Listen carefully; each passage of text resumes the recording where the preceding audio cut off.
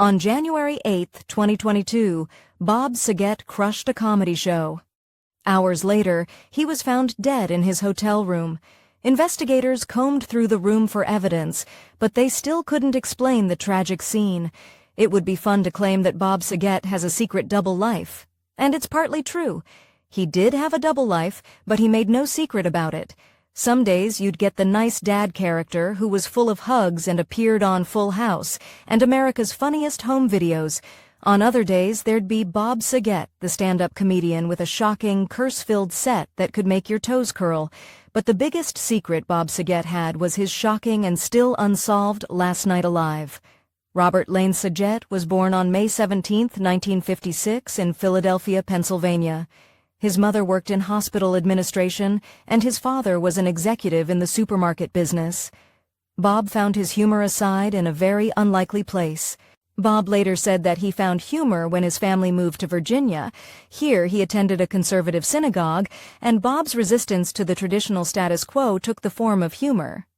Then, when the family moved to California, he met the Three Stooges member, Larry Fine. Larry told him hilarious stories, and Bob's affinity for all things funny grew, but despite his developing love of comedy, he had a much more serious career plan for himself. Bob initially turned his back on his humor and decided to pursue a career in medicine. But when one of his teachers saw that he had the potential to be funny, he encouraged him to look into acting. Bob listened to his teacher and enrolled in film school, where he went on to win a Student Academy Award for his very first short film. But even with that early success, he just couldn't shake his love for making people laugh. Coincidentally, the film school was just a train ride away from New York City. So with his comedy dreams still lingering in his thoughts, he took advantage of the opportunity whenever he could. He went to the Big Apple to perform in comedy clubs. In one of his more memorable gags, he played the Beatles song, "While My Guitar Gently Weeps," while managing to use a bottle of water to make the guitar actually cry. But before long, a freak medical issue stopped him in his tracks. Bob had already enrolled in graduate courses at the University of Southern California when he became horribly ill.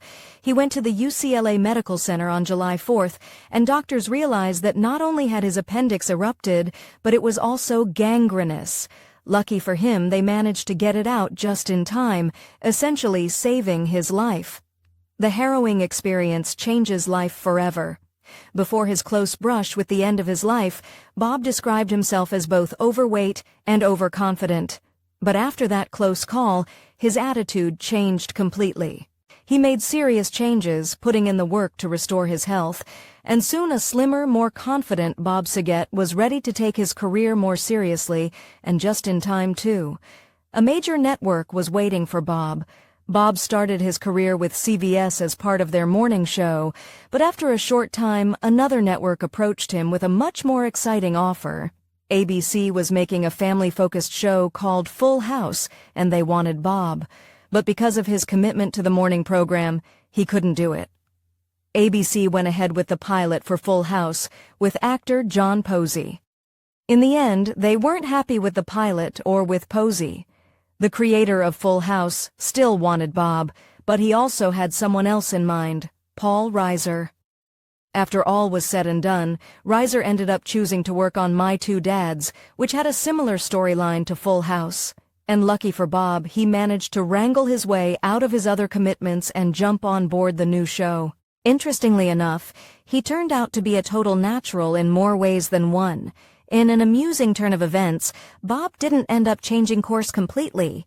In his new role on Full House, his character raised his many daughters with the help of his oldest friend and brother-in-law, and his day job working as a co-host on a morning show called Wake Up San Francisco. That surely sounds like the perfect fit, but there was one thing about Bob's agit that didn't quite work well on the new set. Even with his new starring role, Bob still hadn't given up on his stand-up comedy career, but it soon started causing problems on the Full House set. Between takes of the family-oriented show, he often told adult-only kind of jokes right in front of the child actors. And while that's notably inappropriate, considering some of the children weren't even older than 3 years old, even more disturbing problems brewed on set. Despite the fair success of the first season, Bob didn't feel too happy about his working conditions. He felt that his two male co-stars, John Stamos and Dave Coulier, weren't getting along as well as they should be. The solution to this was for the three guys to hit the road to Las Vegas, but things didn't go quite as planned. Bob, John, and Dave headed out on their male bonding trip, but soon encountered an unexpected flaw in the plan. Back in 1982, Bob married Sherry Kramer. As a happily married man, he couldn't do all the Vegas-type activities that the two single guys came up with, so while John and Dave hit the town, Bob stayed behind in his hotel room.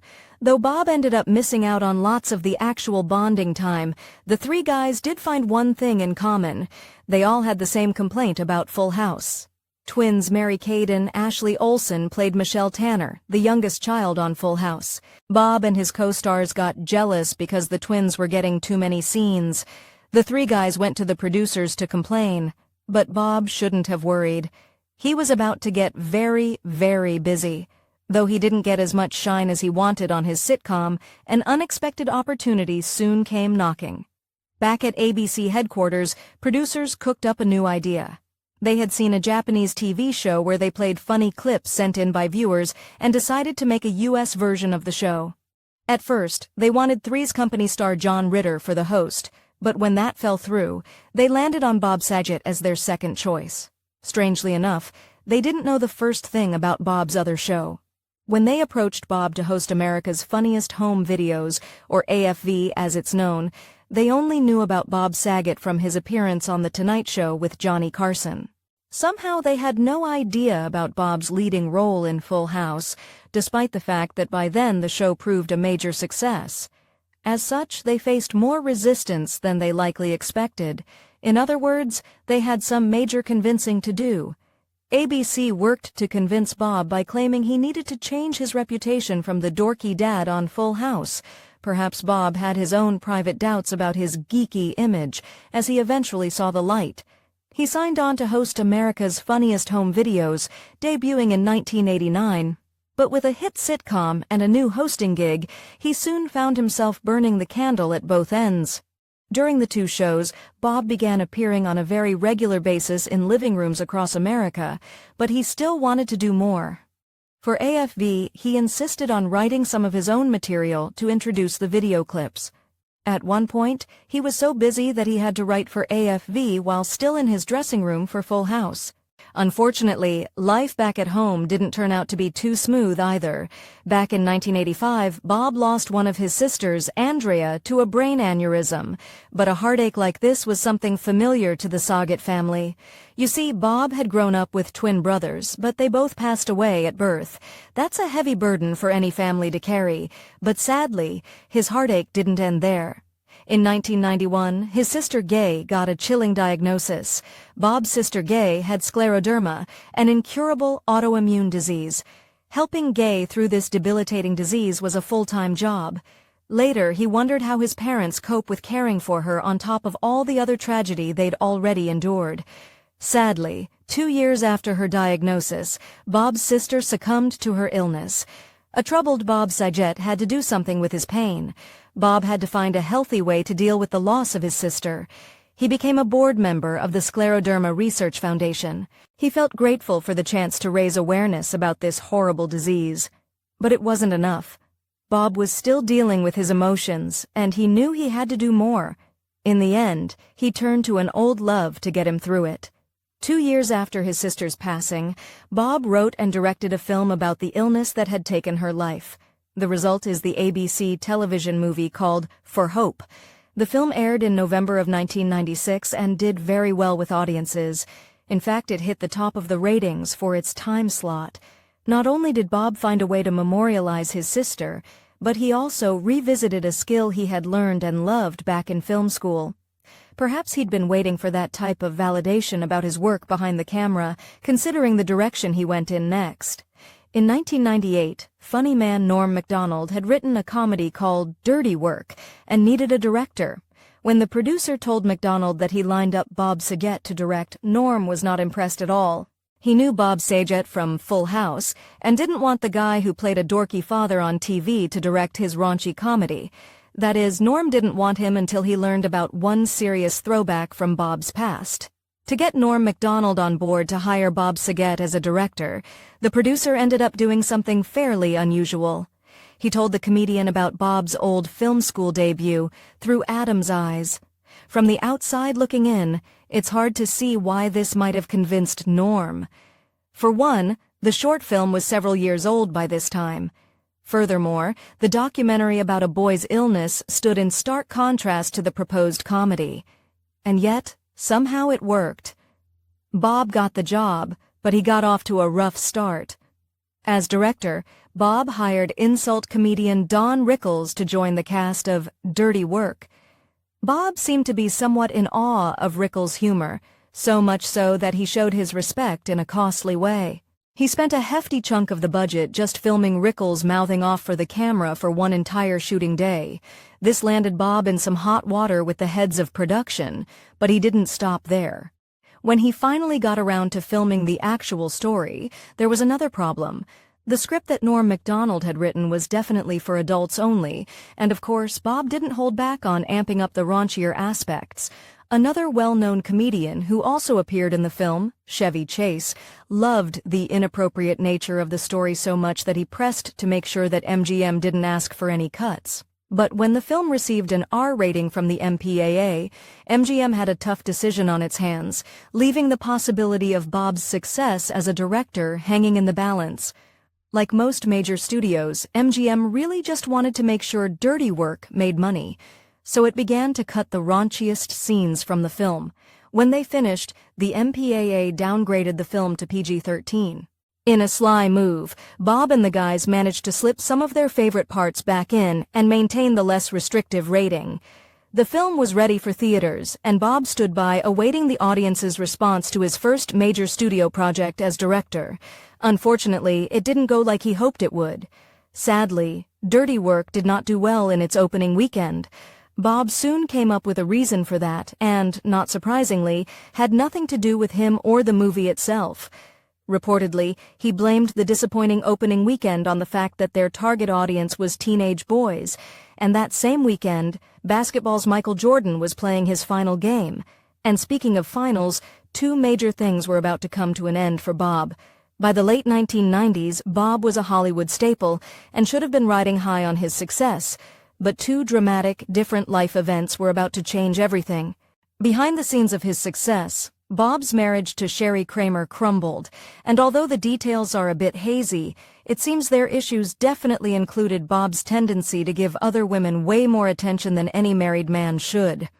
In the end, he blamed himself for the end of their over a decade-long marriage in 1997. He couldn't blame himself for the other major end in his life, but that didn't make it any less devastating. After 7 seasons on ABC, Full House finally started to slow down. Many of the key cast reported they wouldn't return after an 8th season, and plans to have a 9th season on a smaller network fell through.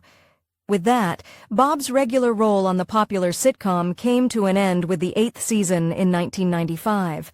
As such, Bob found himself single in more ways than one, and looking for something new, he spent 1 season on what you could call a bit of a Full House knockoff, Raising Dad. But what he really needed was another hit show. Luckily, one did come his way, though not in the way you might expect. Bob's next regular TV role came along in the mid-2000s with CBS's hugely successful sitcom How I Met Your Mother. If you've seen the show, you probably realize you've never actually seen Bob's Agate's face on it. But he played an integral role. He provided the voice of the future Ted Mosby, the show's main character. Interestingly enough, though, Bob had another much weirder connection to the hit sitcom. One of the most popular characters on How I Met Your Mother is the womanizing Barney, hilariously played by Neil Patrick Harris. Back when Harris was a young actor and teenager, he got invited to a party at Bob Saget's house. When he arrived at the party, he got the shock of his life. He discovered the TV star standing in the middle of a huge room, surrounded by barely clothed women, and wearing only a pair of women's underwear on his head. Harris never forgot what Bob said next. When the unclothed Bob saw 18-year-old Neil Patrick Harris staring at him in shock, he just had one thing to say: "Suit up." Bob then motioned to one of the women, who pulled off a piece of her clothing and threw it to Harris. He immediately put the piece of clothing on his head and partied on. It was an eye-opening experience for the young man. But the story didn't stop there. Neil Patrick Harris eventually left the wild party, but the encounter with Bob stayed with him. Years later, Harris used his memories of Bob Saget to inspire his character on How I Met Your Mother. He even used Bob's line, "Suit up," as Barney's catchphrase. Of course, it took him several years to admit he got the line from another star, but there was something that Bob had to admit to as well. Bob's run on Full House gave many fans the impression that he himself lived a life more like that of his character, Danny Tanner. But there's actually a ton of evidence that the opposite was true. Bob liked to hide inappropriate jokes in his comments on America's Funniest Home Videos. But how exactly did he get away with it? Because of Bob's squeaky clean reputation from AFE and Full House, both very family-friendly shows, most people didn't expect racy humor from him, so when he made these adult-only jokes on air, most people just didn't get them. Or maybe they thought they had just heard him wrong. But what about his family, you may ask? Well, they found things out the hard way. One thing that was difficult for Bob was dealing with his adult comedy and his daughters. Of course, when they were young, he ensured his girls didn't see any of his dirty stand-up comedy. But unsurprisingly, other kids at school did find out and informed the girls how sick their father was. But as it turns out, Bob came by his sick and twisted humor pretty honestly. Bob often spoke about his father in his stand-up routine, crediting him for his version of humor. He called his father sick and creepy, and even wrote about his dear old dad in his book called Dirty Dad, The Chronicles of a Family Man Turned Filthy Comedian. Among many other things, he often joked that his dad touched a lot of people and they're all pressing charges now. So by his own admission, he'd always liked his jokes dirty, even while managing to keep it separate from his TV dad persona. Before too long, Bob couldn't help but show the world exactly who he really was. In the mid to late 2000s, Bob played an unusual role in the HBO series Entourage. In the comedy parody, he actually played a version of himself. In it, he paraded as a foul-mouthed, woman-hating TV star. Since he used his own name, it might be easy for many watchers to assume the show finally gave a glimpse into his most authentic personality. But after the show aired, Bob made sure to set everyone straight. Mostly. To be very clear about one thing, the character he played on Entourage was not him. Not exactly, anyways. He ultimately did confess that the real Bob Saget was somewhere between the Entourage character and his character on Full House. Just where the line is anyone's guess. All things considered, one person who might have known the real Bob Saget was the woman he finally settled down with. In 2015, Bob was flipping through social media when he came across a page he couldn't ignore. He discovered a beautiful food blogger, Kelly Rizzo, but he decided to ask a friend of a friend about her before he went any further. When he got the go-ahead, he decided to message her himself, and before long, Bob set up a date with Rizzo, and they reportedly fell hopelessly in love. In 2018, the two tied the knot on the beach. The two looked very much in love, but fate had other plans for this newlywed couple. In January 2022, Bob traveled through the United States on his I Don't Do Negative tour. By all reports, Bob was in a good place. Fans reported him very happy to stop and take photos, and even friendly with the hotel staff and guests during his stay. But when he returned to his hotel room after a Florida show on January 8th, everything changed. Bob turned in for the night, at the Ritz-Carlton, Orlando, after his January 8th show. The following afternoon, they found the comedian in his room with no signs of life.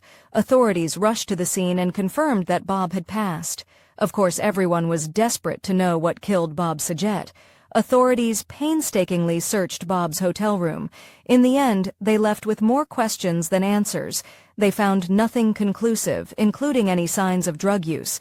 They concluded that he probably fell and hit his head, but they had no idea what he hit his head on, considering the floors were mostly carpet and the headboards of the bed weren't hard. They kept looking, and what they found proved heartbreaking. For exclusive perks like early access to new videos, priority replies to your comments, and to have your say on future content, consider becoming a Factornate member. On top of that, your support helps keep the channel going. Click the link in the description for more details. Next, the authorities turned to the bathroom. The floor was a very hard surface made of marble. Although they found no trace of hair or blood on the floor, it seemed to be the most likely possibility. But there was a problem. When they found Bob, he wasn't in the bathroom. He was snug in his bed. If he'd fallen in the bathroom, how did he end up in the bed? If you find a lifeless body in a bed and there's head trauma, one likely conclusion would be that someone entered the room and struck the victim on the head with a heavy object, but no one could come up with a person who would want to end Bob's life. Eventually, a much more likely theory surfaced. The most plausible explanation for Bob's untimely end is a lot less dramatic. In that version of events, Bob fell on his head in the bathroom but remained conscious. He likely knew that he'd injured himself, but suspected that he could sleep it off. He went to bed, but had no idea that this would be the last night of his life. And while that explanation is sad in its own way, one other detail makes this even harder to stomach. Bob's wife, Kelly Rizzo, later announced what Bob Saget's last words were. She said he'd told her that he loved her endlessly, and that seemed to be what Bob Saget was all about. He often told friends that he loved them, and most people felt that he meant it. As it turns out, the love flowed both ways. Yes, Bob Saget had two different sides, but this didn't mean that there was a shortage of love. Candace Cameron, his co-star on Full House, left a tweet after his passing that stated, "Bob was one of the best human beings I've ever known in my life." Co-star John Stamos said he would never ever have another friend like him. It seemed that Saget's family and friends loved him an awful lot, enough to keep his secrets. The public still isn't entirely satisfied with the authorities' explanation of what happened on Bob's last night. To help stop certain things from becoming public, the Saget family took county officials to court. They didn't want the public to know the details of Bob Saget's last night alive. A few months later, they sealed the truth up tight with an injunction. Because of this, the actions of Bob Saget's last night will be unclear forever. If you're a fan of the spooky and unexplainable, you'll want to hear one final mystery connected to his passing. Remember back in 1996, Bob had made the TV movie For Hope. Well, Bob Saget wasn't the only one who worked on this film whose life ended around January 2022. Louis Anderson and Peter Scolari, who both had cameos in For Hope, passed around the same time, and just a few months earlier, John Ritter, who appeared in the film uncredited, also had an unexpected passing as well. Even so, we may never know the truth about what took Bob Saget's life. Unfortunately for his family and fans, he left lots of love and laughter to remember him by.